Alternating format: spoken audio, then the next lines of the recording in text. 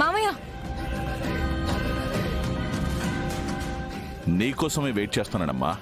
కలవాలి, అర్జెంటుగా మాట్లాడాలి అన్నావు. దేని గురించమ్మా? గుడిలో పోయిన అమ్మవారి తాళి గురించి, అది తీసిన దొంగ గురించి చెప్దామనే వచ్చాను. ఆ దొంగ దొరికాడమ్మా? ఎవడమ్మా? ఎక్కడున్నాడో చెప్పమ్మా. దొంగ కాదు మామయ్య, దొంగది.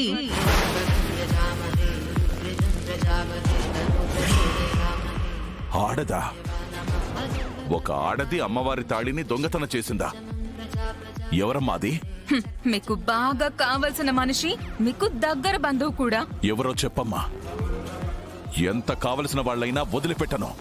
నా పరువు పోయేలా చేసినందుకు దానికి శిక్ష పడేలా చేస్తాను. చెప్పమ్మా, ఎవరది? ఆ దొంగ ఎవరో కాదు, తులసి.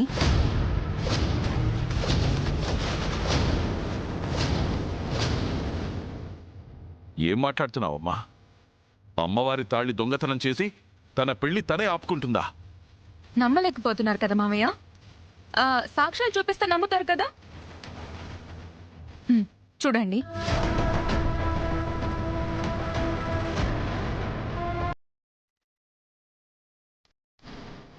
తాళిబొట్టు పోయిందని పాంప్లెట్ పంచుతుందమ్మా, అంతే కదమ్మా? తాళి పోయింది అమ్మవారిది, పరువు పోయింది మీది, దొంగని పట్టుకోవాల్సిన బాధ్యత మనది. మరి మధ్యలో వీళ్ళ హడావిడేంటి మామయ్య? తులసికి పెళ్లి చేసుకోవడం ఇష్టం లేదు, అదే మాట ఇంట్లో చెప్తే ఒప్పుకోరు. అందుకే తాళిని దాచేసి పెళ్లిని ఆపుకుంది.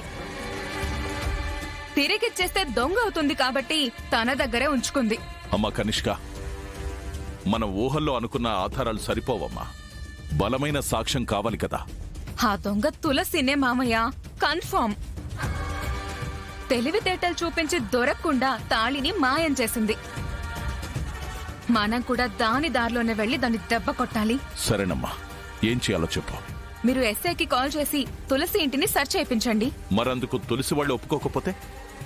ఆ రోజు గుడికొచ్చిన అందరి ఇళ్లలో సర్చ్ చేస్తున్నావో చెప్పమనండి. అలాగేనమ్మా, ఇప్పుడే కాల్ చేస్తాను. నాకు నీ మీద నమ్మకం ఉందమ్మా.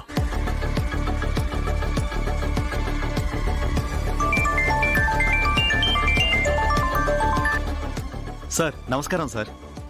చెప్పండి సార్. చెప్పవలసింది నువ్వు. తాళి తీసిన దొంగ గురించి ఏమైనా తెలిసిందా?